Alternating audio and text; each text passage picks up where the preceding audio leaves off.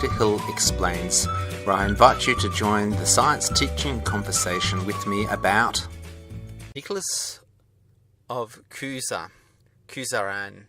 He's a medieval 15th century philosopher, but he's really an important transitional philosopher, transitioning from the philosophy of pure philosophy and theology, where things were sort of merged subjects. God was very much in the understanding of philosophy. It's impossible to understand philosophy or thinking without using God. But he got a lot of basic things about, I suppose, democracy, the basic pre-ideas for democracy, the ideas which tend by luck, sheer luck, or reasoned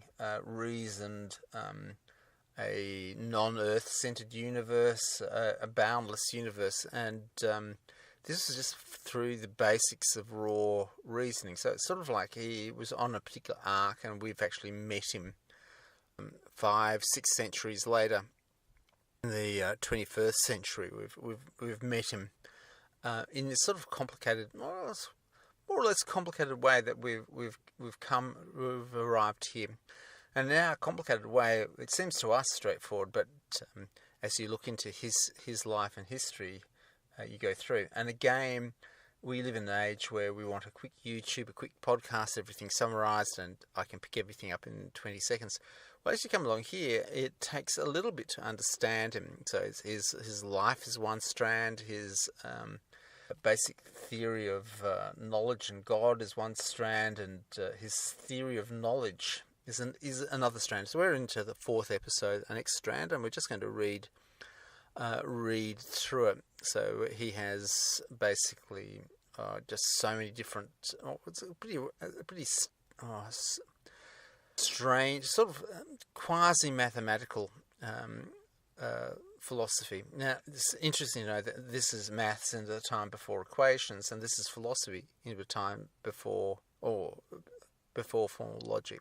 So it's interesting to see how he goes here. It's not a question of actually of seeing it, but he's actually got a pretty interesting thing in terms of that you can't know anything. You can only have a metaphor for knowing, but you can actually talk about your metaphor. So this is sort of strange, but profoundly relevant in terms of if you're looking at a particular situation, you can look at the way people are solving situations. So I'm going to read this next section of this Stanford's encyclopedia called 2.2.2 Knowing and Assimilative Measuring. Isn't that great? Recall once more that Cusan's definition of the mind already alluded to the layman about the mind. Now, layman is idiota. Mind is that from which comes the limit and the measure of all things. Quote, if we set this beside the comment quoted above, that the conception in the human mind is the assimilation of beings, it's clear that assimilating and measuring are dominant metaphors Nicholas uses to understand what we do as knowers. As knowers, we measure things we know, and we also are assimilated or likened in some way to the objects of the knowledge. Now, this is really important. The modern scientific method is about taking a picture of a pattern, looking at the significance of that pattern. If you ask those questions, it's a lot clearer. So in a certain sense, he's a lot clearer in thinking. Along with the horizontal notion of our concepts doing images of things as well as the mind's own oneness, assimilato is also the vertical dimension, because the knowing we liken ourselves to our divine original. So this is quite intense stuff. I really rather like it. What is at issue is the connection and the tension between the two metaphors. Supposedly complementary assimilato and mensura give no obvious answer to what provides the measure for content and the validity of our knowledge. Is the things known or knowing or our knowing's minds? Nicholas never questioned that the varied things we discovered in the natural universe and Imagine ourselves in the social and cultural milieu exist independently of our minds, if not God's. But the question here is whether our knowledge is derived from what is independent of our mind, or it is in whole part as a result of the linguistic conceptual measures we learn, construct, and employ in dealing with reality. If knowing is creative or productive, solely a matter of our measuring, it's easy to see how it is an image of God's creating, but not how it is likening to an extra mental things. If thinking things outside measure and cause that we know, we can see why human knowledge is likening to things, but not how it is an image of God's creative mind. The two metaphors may well run counter to each other. So I think if you look at science, avoids this issue. Okay, because Nicholas himself does not frame the question this way, he provides ample evidence for both answers. Some of his interpreters, such as J. Hopkins 96, says the use of medieval scholastic language for the powers and the activities of the mind as placing him mainly in the medieval Aristotelian Thomist tradition of critical realism, while emphasizing a new active character of knowing at all levels and thus stressing that the mind is an active power. So it really is a transitional thinking from the Aristotelian to the more modern view, and a better, smoother transition. Those interpreters whose proclivities are more Kantian, Immanuel Kant, for instance, K. Flash and K. Kremer, 2000, find the text gestures towards what Kant would become the transcendental unity of perception and a priori concept of understanding, not to mention the stress and active judgment. It's interesting, when you look at Kant, the people who are trying to interpret Kant began to do measurements which discovered magnetism. It's just a really interesting thing. This goes. The view of the present author is that both these interpretations may miss the Neoplatonic context in which Nicholas discusses human knowledge, and may underestimate how important philosophical theology is to the Cusian exposition of knowing, which is rather interesting overall, because we are advanced. We at the moment are torn between these two, the Aristotelian and the Kantian view, and science is going a different direction. What are the clues we need to connect the metaphors of lightning and measuring in a complementary way? We must return to Nicholas' underlying conviction that our minds are images of God minds, and this connection between them is consistent and thoroughgoing, and thus should never be overlooked. Then we may begin to understand that just as God's creative measuring sets the ontological limits of everything God creates, so our corresponding measuring can at best be assimilative of the mind, independent things which we wish to know, but do not create or place in reality, and yet be creative in measuring and adjudicating a conceptual domain that results from our knowing them. Pretty heavy going stuff. But I think he's basically, as far as I can see, is just there describing maths. Both these strands can be seen to be operative in the chapter 7 of The Layman about the mind, or Idiota Mensa. That's my remembering of the Latin from it. Here, Cusanus, which is the Latin for Cusan, so this author calls him, when he wants to, he calls them Nicholas, Cusan and Cusanus, gives a somewhat more detailed account of how he sees the mind's cognitive function operating at levels of sensation, imagination, reasoning, and intellectual visions or intuition. Here, as in his later work entitled Compendium, we find that Nicholas inherited a technical vocabulary and conceptual framework for human knowing that embodies the medieval Aristotelian view that natural things are the causes and measures of perceptual and conceptual human knowledge. On that view, we understand it corresponds to an intelligible aspect of things that are mind independent, so that the identity and the intelligibility between the mind and things results. The mind is measured by things. While Nicholas insists that the active self-moving mind directs and integrates a joint operation of our knowing capacity, he also agrees that the mind has no innate ideas, that the mental life has to be awakened or stimulated by direct contact with the perceptible world. He never questions that the perceptible world, the plurality of things, exists.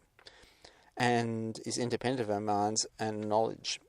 So this is, I suppose, it's interesting reading all the different philosophies on it, how it goes here, and what current neurology goes to describing all of this. It is the mind's power to discriminate and make sense of what we perceive, imagine, and remember that Cusa emphasizes. He writes, speaking of imagination, quote, "When sensible things are not present, imagination conforms itself to things in a confused way and without discriminating one condition from another. But when functioning and thinking, imagination conforms itself to things while discriminating one thing from another." And that's from his Idiota Dementa. Idiota Dementa. To help us understand, so you can imagine someone who's really themselves extremely ignorant saying, "Well, what the heck are you doing reading something like this?" Someone's writing about idiots. Okay. To help us understand the mind's engagement in perceptual assimilation, Nicholas turns to the work of sculptors and craftsmen who use wax or clay to make the impression of some shape so they can work it from that lightness, which is Platonic forms, obviously. When it is a matter of planning something to do and make, it is easy for our minds to be active. What about perceptual experiences where we encounter, where what we encounter is not up to us? Nicholas returns to the wax, asking us to imagine wax informed by the mind in a way that the mind informs our capacity for sensing, and proposing that the mind so imagined could form the wax to every shape presented to it. Nicholas is saying, in effect, that assimilation is perception is indeed a matter of reason's active selecting and managing the deliverances of senses and imagination that result from our encounters with perceptible things. We are not a mere passive recipients of colours, sounds and textures and so on, but our minds differentiate and connect perceptions and images in order to form concepts based on discrimination and reasoning. Very interesting stuff. Nicholas avers, I've never seen that word, avers, that our knowledge of the natural and cultural world embodied in and makes systematic in the technical and mechanical and liberal arts will remain conjectural. The reason is that we are not dealing with the true reality of mind-independent things. Those true forms are one with God. We only encounter the physically located temporal realities that are images of the really real. As he remarks, the quote, "The notions that are attained through the assimilation of reason are uncertainty, because they are in accord with images of forms rather than of their true forms." And close quote. Okay, now that's really interesting there, because he is Neoplatonic, and he is actually dealing with the idea of forms, which is interesting with artificial intelligence. Only the concepts of mathematics are not conjectural because we fashion or construct these ideas ourselves. Consequently, our conceptions of them can be precise and certain. Or as conceptual entities, they escape the sorts of challenges and bodily limits characteristics of the physical world. We're going to finish this podcast here, but surely this person is really, by not letting us proceed too deeply into our modern thinking, really asking the fundamental questions. Why is maths? Maths is absolute for these reasons, whereas the physical sciences, which uses maths, involves measurements, and measurements must have 4 quantities with them. The size, the uncertainty, the units, and there's probably a 4th quantity here which I've forgotten. So that's my brain not working properly. I'll have to go away and think about that. Thanks for listening. Next episode will be the measure of knowledge, which we will get into. But as you can see, there is no shortcut to understanding. These people have done a lot of work, and a lot of the work is not really relevant today, but it's equally not okay to just say, look, I suppose it is relevant if people dismiss this out of hand. Thanks for listening.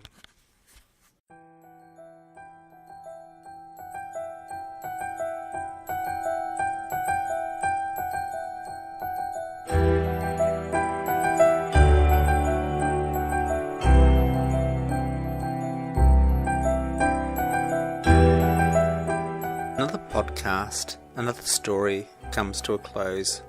It's been a pleasure sharing this moment in time with you. May you discover truly amazing things, understand them, and tell others. Thanks for listening.